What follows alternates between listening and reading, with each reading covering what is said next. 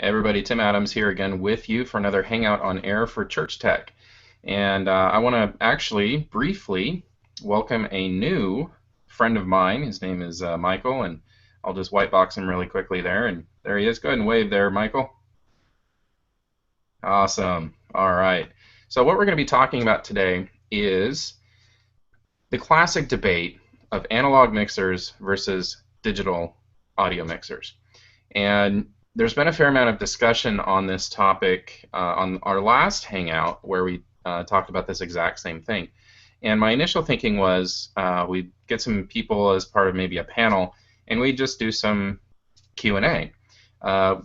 Unfortunately, for whatever reason, schedules being what they are, there's only two of us today. So what I've kind of adjusted to do is I'm just going to show you a selection of different mixers, both analog and digital, and talk about the main differences between analog and digital, and talk about the pros and cons of each.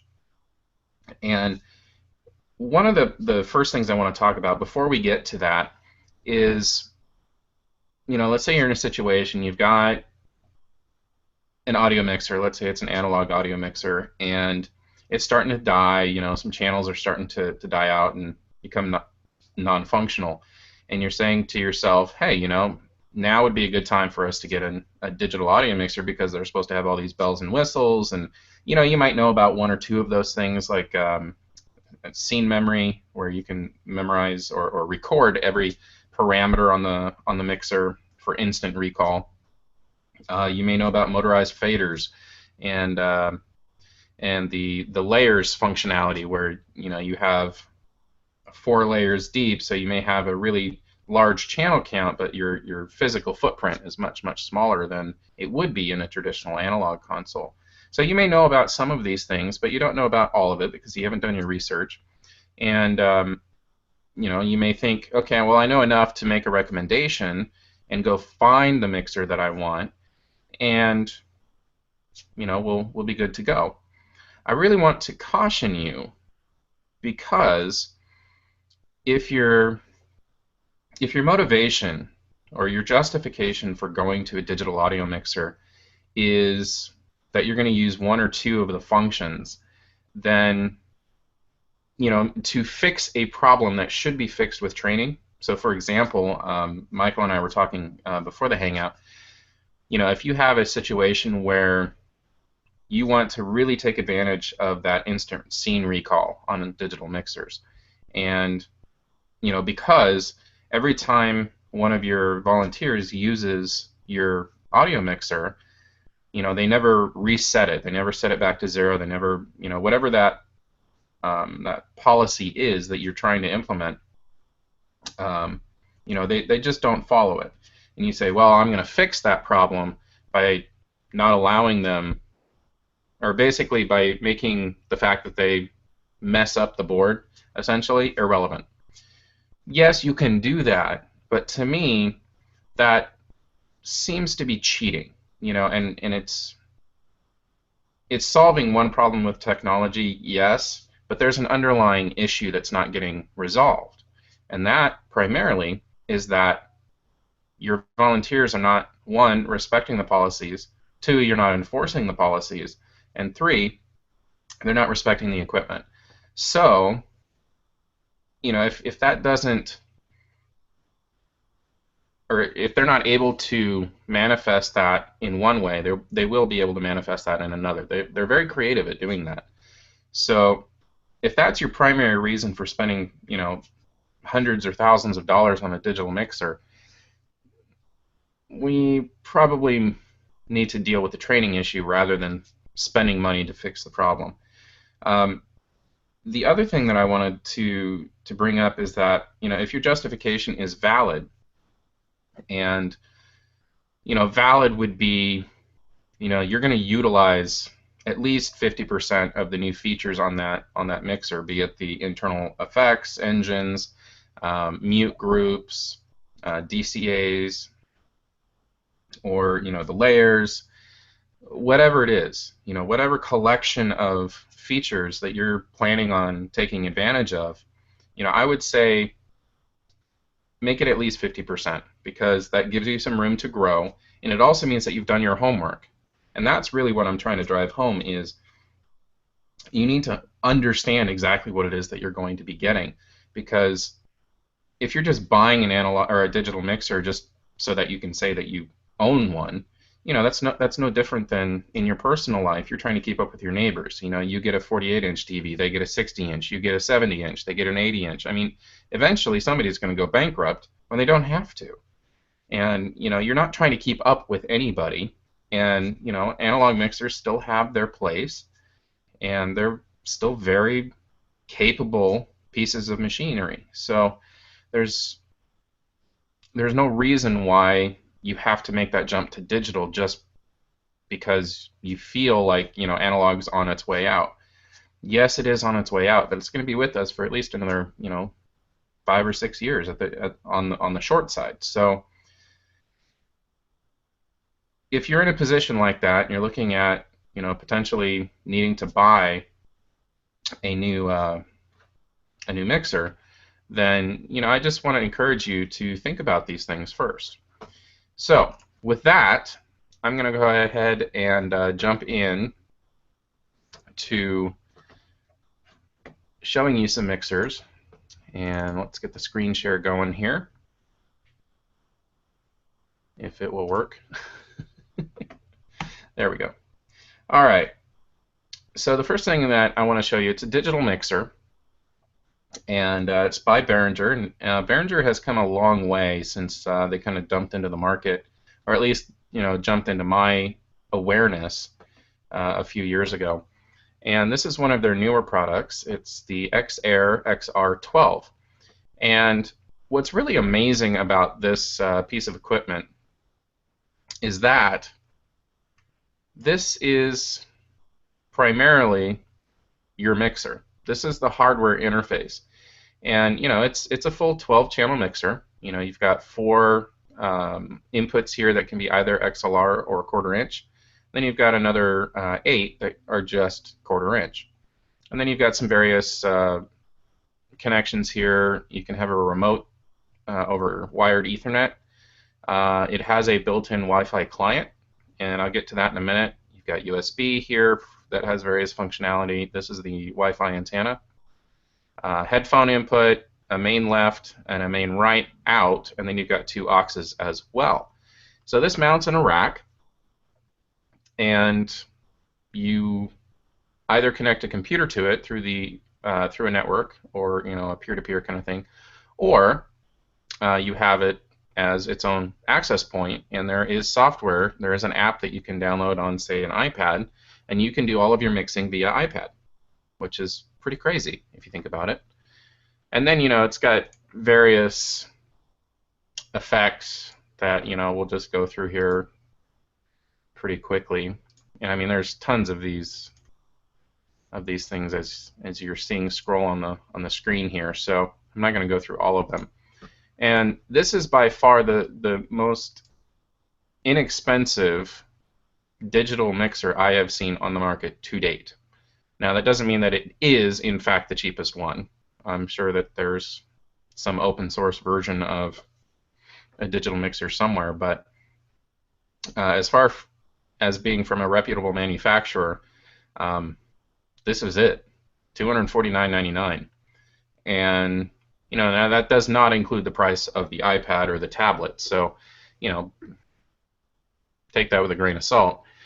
And there is a larger version of this, the 18-channel one, and so that gives you 16 combo inputs plus a 2/4 inch that can be either mono or stereo.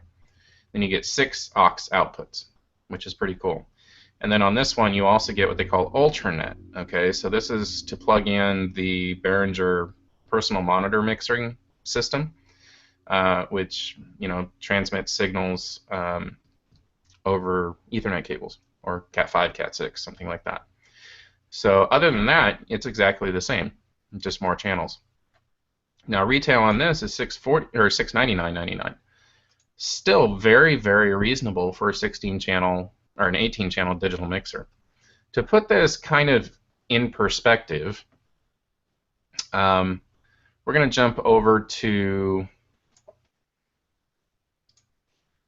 yeah, there we go, the Allen and Heath. So this is Allen and Heath's rack-mounted 16-channel option or device or offering. That's what we're calling it.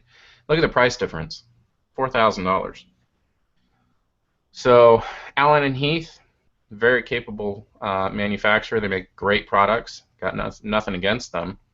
And we'll take a closer look at their offering here. But you know, there's a reason that people go and flock to the Behringer, because they offer a fairly decent product for the amount of money that they're asking in relation to other manufacturers. Now, there is one really cool thing about a lot of these other manufacturers, and that is they have these card slots here, and that will allow you to put in whatever form of digital snake or essentially digital connection that you would want. So if you have a Dante network, you can plug that in. If you have a Mackie or a Mackie network, you can do that. So, you know, if you're connecting it to a computer, you know, they'll probably have USB options for that. So again, this is where doing your research comes into play, because I guarantee you that this Allen and Heath rack mixer is going to have some features that the Behringer does not. And there's a reason that it costs a little bit more. Now, part of that is the name brand, yes, of course. But let's change gears a little bit and let's look at kind of the bottom end of the analog mixer market. Okay, now Mackie is a very well-known manufacturer, and this is a cute little analog mixer. It's a little 4-channel, and this may be all you need. You know, and for $100, you're not going to find much better than this. I mean, Behringer has some offerings in the sub $100 market as well, and you're welcome to go that route if you wish. But really what it comes down to is knowing what it is that you need. And, you know, you may only need 4 channels right now. But what are you going to need in 5 years? What are you going to need in 10 years? Because that's what I want you guys to start thinking about. And the reason for that is because any equipment purchases that you make need to be foundational. You need to be able to build on them rather than replace them. And I would say that if you're going to buy a piece of equipment and you're not expecting it to last at least 10 years, you know, given the fact that it's understood that you're going to keep up with the maintenance and that kind of thing, then it's not worth the money. I don't care how good of a deal it is. I don't care how functional it is for you, how it meets your needs now and 5 years down the road. We need to think 10 years in the future, because with the technology that is coming out on the market these days and the subsequent price points of that technology, you know, we don't want to get in the habit of needing the latest and greatest thing, which is why you need to think ahead, because it's very difficult for a church board or a congregation or a constituency, if you want to think of it that way, to continually hear year after year that their tech department needs this piece of equipment, they need that piece of equipment. And if you're constantly replacing pieces that you've purchased 2-3 years ago, they're going to quickly realize that this is a never-ending cycle. And they're going to start asking questions as to, you know, why are we replacing something that's only 3 years old? And, you know, that's going to be for one of 2 reasons. One is because it's broken, because it was a piece of junk. Or 2, because you want something better that has maybe a couple new features that you'd really like to utilize. And you have to be really careful, because it's not your money, you know. And some people, some churches, their constituents will think it's their money that they're giving. Other churches will have the mentality that it's God's money. Whatever it is, we have to get away from this mentality of get it now. We have to get away from that, because the equipment that's going to last you 10 years, 15 years, 20 years, it costs money. And you need to stop thinking of it as an expense. You need to think of it as an investment. And that's not I don't use that word to scare you, because that's not the point. The point is, when you're going out and you want to go buy a house, you're not going to go buy a $50,000 house because you understand that there's a certain threshold that you don't want to go below, because the quality of the house is going to be such that you're going to have to invest tens of thousands of dollars to bring that house up to the point where you're comfortable living in it, and it's your house. It's the way that you want it. So it's a lot easier to buy the house that you like now, that's going to fulfill your needs well into the future. Does that make sense? I mean, that's how we think about buying a house, and that's a pretty major investment, right? So why don't we think about our tech equipment that way? That's a fair question. So let's jump back into some more mixers. And just to show you the extreme high end, here is the list price. I'm not sure if you guys can see that. That's $105,000. That is one of the more high-end options available. Now, obviously, the price that you would pay if you were going to buy the system is going to be considerably lower than that. But hang on a second. So the thing that we're going to do now is, I mean, that's just ridiculous. I mean, if you're a mega church, you're probably not watching this. So, I mean, that's just outside the realm of realistically what we'd be looking for. So here's another Mackie. It's a 16-channel compact analog mixer. And let's go ahead and click on that. Now, this is something that you may be more accustomed to seeing.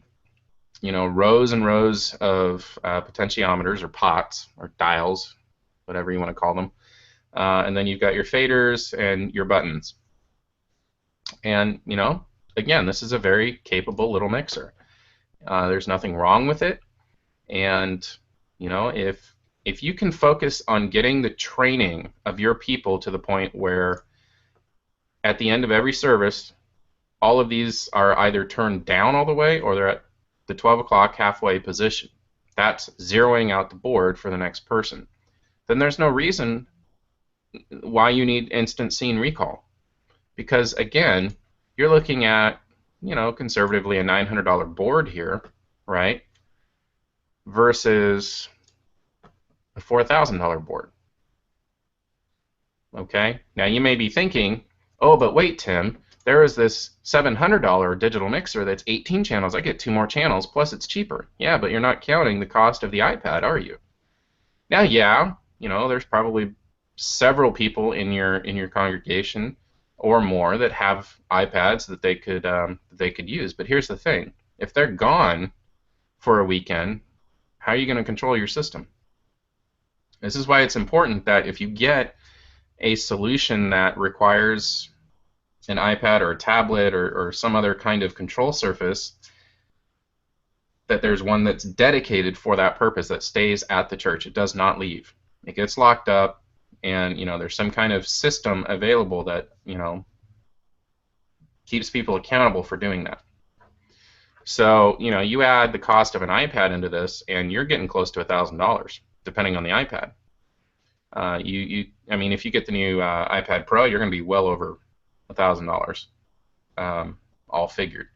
And maybe that's okay with you, But again, it depends on your functionality that you need. Coming back down, we've got a 40 channel here for $3,000 from Midas. And Midas is a very respected, very well-known high-end manufacturer. So again, it depends on what you want and what you need, what functionality you require. Do you need a digital snake? Are you okay using an analog snake? Do you need a snake? Some of you watching this may have a church that's only 10 members, and the physical dimensions is barely larger than a large bedroom, of the space that you meet in. Do you need a snake? Well, in a space that size, do you need a sound system? That would be where I would start. So, think about what your needs are. Write them down. If you want a digital snake, there's several options out there for how you can accomplish that. You know, if you buy a Midas board, okay, well, how can I utilize some other manufacturer's digital snake? Well, some of you may know that Behringer and Midas are now one. I think Behringer bought Midas. And so on the back of this particular mixer, we have an Ultranet port that you can plug in Behringer's digital, what do they call it? Their monitor mixers. And then you also have this AES50 A and B ports over here. Again, Cat5, Cat6 connections. And you can plug that and use that as your digital snake, which is also compatible with Behringer's products. So this is where doing your homework comes in handy, because you get to learn this stuff. Now you're thinking, you know, if you're from the analog camp, you may be looking at this board and saying, okay, well, I'm only counting 16 faders, so where's my 40 channels? Well, how digital mixers work, if you're not familiar with them, is they take, you know, what would normally be 4 feet long, and they'll break them up into, say, 16 channel segments, and they will stack them in layers. And so you have to hit a physical button, and then those 16 faders become the controls for channels 17 through 32. And so it takes a mindset shift going from analog to digital as well. And that is something you have to think about. Because if you're not prepared to make that shift, or to train your people on that shift, then you have to think about who are you going to bring in to do that? Or are you going to bring somebody in? Are you just going to kind of fumble your way through it until you figure out a method for mixing that may not be the best method, and it, you know, could trip you up in the future? Or it could be that, you know, there's 2 or 3 other guys or gals or people that help you mix throughout the month on different weekends. Okay, great, you figured it out. How are you going to train that to the other people? These are things, logistical things, that you need to think about as well, that aren't directly related to a feature set on a mixer. So, you know, think about that. So we're going to keep going here. And this is a particularly interesting product. I'm not really a big fan of it, but you might be. So this is a different method of mixing. So as you can see here, we have a little touch screen, color touch screen, and it allows you to organize your stage, if you will, with little icons, or not icons, but, you know, actual image representations of where your guitarists are, where your drums are, where your vocalists are, and that kind of thing, and where your monitors are. And then it allows you to do a mix based on those positions. And it's interesting, you know, it's a different way of doing it, and it's kind of cool. You know, you've got a pretty good 12-channel mixer here, and you've got 4 monitor outs, you've got main outs, you got some USB options over here with an SD card.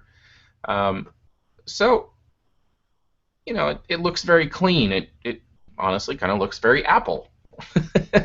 But I'm not a big fan of it because it's very proprietary. And actually, let's do that so you can see what I'm talking about. So here's what we're looking at. So there's 4 guitars spread across the stage there and all that. So I apologize for not switching that over earlier. And, you know, I think it looks nice. But like I was saying, it's a proprietary system in that you learn to mix on this thing and you go to another mixer somewhere, you're not going to necessarily know how to operate that other digital mixer or analog mixer if you haven't learned on something similar. If all you have done is learned on this system, then this is all you're going to be able to use, unless you really dive in and you understand how this particular system is manipulating the controls that are otherwise on other mixers, if that makes sense. So it's an interesting product. It's got a fairly expensive, if you ask me, price point. I mean, yes, it's a 20 input and all that, but I'm just not a big fan of it. But I wanted to show it to you because it is out there in the market. It is something different And if you have people that are more visual, this might be a good option for you. So we're going to jump into probably what most of you are familiar with, the 24 to 32 channel. This is the Presonus 24 channel option. It's on sale right now. If you see that, it's actually a really good price. And I like Presonus. I like their form factor. And the reason for that is because they don't do layers.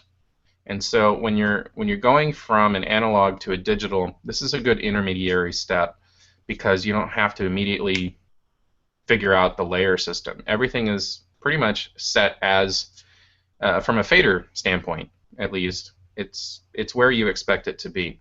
The difference is in this middle section here. This is what they call the fat channel. And most digital mixers actually have something similar.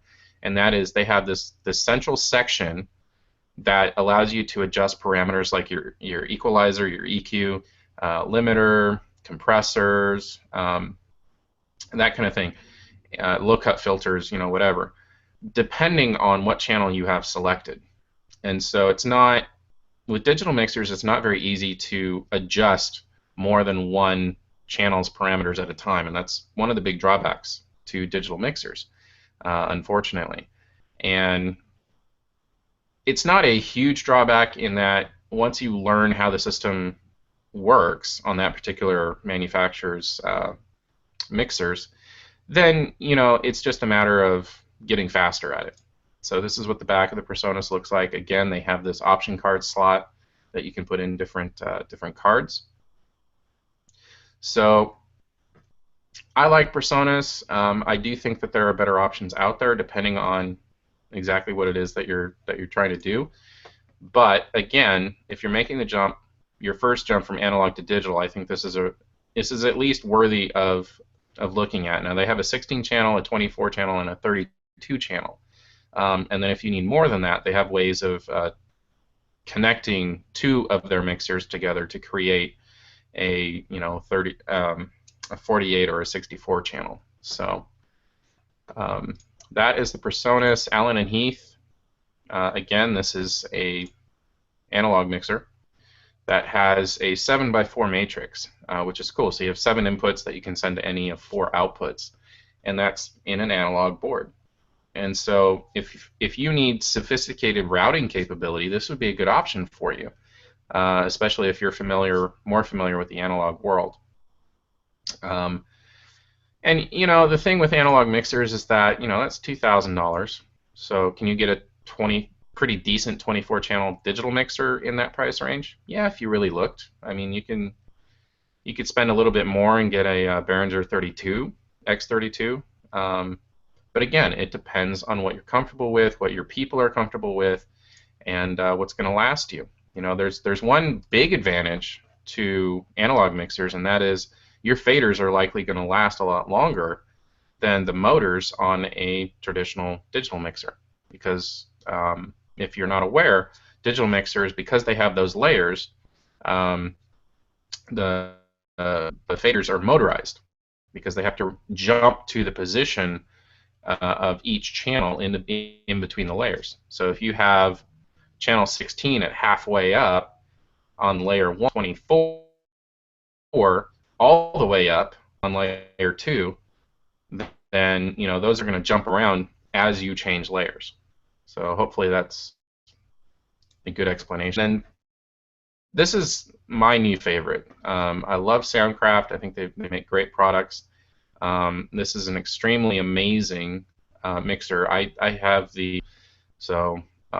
what I like about it specifically is that the effects are just amazing. And in my opinion, they have better, smoother effects like reverb and delay than the Presonus library does. So, but again, it's a toolbox. So, you have to understand what the toolbox or what the different tools in the toolbox allow you. So, for instance, this has what's called fader glow. And so, depending on what layer you're on and what you're adjusting or what you have set to each of your faders, there will be different colors, as you can see here, associated different or what the different channels are. So you can read all about that. Bonus, this would be the equivalent of the fat channel setting up here. So you select a channel and you can adjust your EQ, your compressor, your assignments to your aux outs, and that and then it's got depending on the model, you've got a ton of what they call mixes. Be an aux out, you can assign it to be a main out, you can assign it to be a matrix out. So again, do your homework. Pretty much all that I have to share there. And honestly, I just want to drive home the point that if you don't know exactly what it is that you're going to buy, and this is true for any tech, any system, any AV system that churches use. If you don't understand exactly what you're going to be getting, and you're making assumptions about what you're going to be getting, then very likely you're going to be disappointed, and you're going to be very surprised, and not in a good out. That's because you didn't, or the features. So now I don't know what you're looking for. But you can ask them what you need, and then just take their word as gospel. Go seek multiple opinions. And everybody like me, every consultant, every system integrator, every retailer is going to have a bias, and towards equipment that they've used and that they trust, or against equipment that they've used and because of that experience they don't trust. And so just know that going into that discussion. And again, go down the feature set and start with the question, what is it about our current equipment, whatever it is, in this case an audio mixer, what is it about our audio mixer that frustrates us? What is it not capable of doing? What is it that we wish it could do? And start there, and then go and find equipment that will allow you to do those things. Instant scene recall is an amazing tool to have, because you have a dedicated scene that basically resets the board. And that's, in my church, that's how we start a service, is because we're a mobile church, we're in and out of a trailer every week. And so we just hit that scene at the beginning of every service, and we have a fresh board that we start with. That's a really cool tool. But before we got the digital mixer, we were zeroing out the board, our old analog Mackie. So that was something that we addressed well before we made the decision to get a digital board. We got a digital board because we knew at some point we wanted to have the instant scene recall, we wanted to have built-in effects, we wanted to have digital snake, we wanted to have personal monitor mixing, and we wanted to have in-ear monitors. So these are all things that are still ahead of us. But by making that investment in that particular board, it's the Presonus 16 channel, we've built the foundation that we're now going to build the rest of the system on. And that's the point, because at the end of the day, good stewardship is not about how much money you save in the short term. It's about how much money you don't waste. And if you're looking at buying a $99 4-channel audio mixer, or if you're looking at buying a $1,600 12-channel mixer, whatever it is, but the $100 mixer is going to be obsolete in a year, and the $1,600 mixer is going to be serving you well into the next decade, I'd steer you towards the more expensive option, because you're spending that money once. You're not having to replace this $100 mixer in a year with that 12-channel mixer that's $1,600. Now that's not a huge example of waste, but in that situation, that'd be $100 that you wasted that you could have used somewhere else. So with that is, I think, everything I have to say. Michael, I'm going to give you an opportunity to ask any questions or comment if you have anything to add.